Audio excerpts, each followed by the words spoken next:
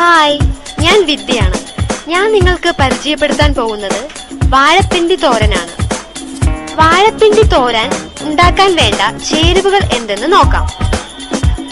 വാഴപ്പിണ്ടി അതായത് ഇളം പിണ്ടി ഒരടി നീളം, തേങ്ങ അരമുറി, വറ്റൽമുളക് 1, കടുക്, ഉഴുന്നുപരിപ്പ്, മഞ്ഞൾപ്പൊടി, ഉപ്പ്, വെളിച്ചെണ്ണ, കറിവേപ്പില എന്നിവ ആവശ്യത്തിന്.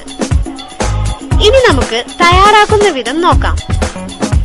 വാഴപ്പിണ്ടി കട്ടി കുറച്ച് വട്ടത്തിൽ അരിയുമ്പോൾ അതിൽ വരുന്ന നാര് കൈവിരലിൽ ചുറ്റിയെടുത്ത് കളയുക.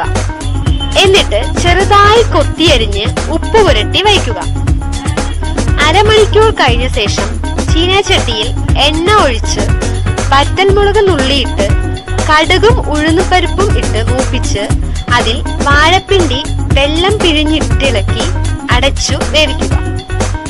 അടിയിൽ പിടിക്കാതെ പാകത്തിന് തീ കത്തിച്ച് കൂടെ ഇളക്കുക.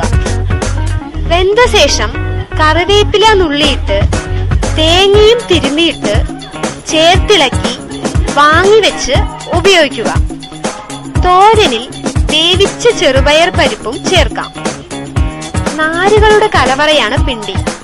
മലബന്ധം മാറ്റാനും വയറിന്റെ പ്രശ്നങ്ങൾക്കും ഒന്നാന്തരമാണ്. ഗർഭകാലത്ത് പിണ്ടി തോരൻ വെച്ച് കഴിക്കുന്നത് മലബന്ധ സാധ്യത ഇല്ലാതാക്കും.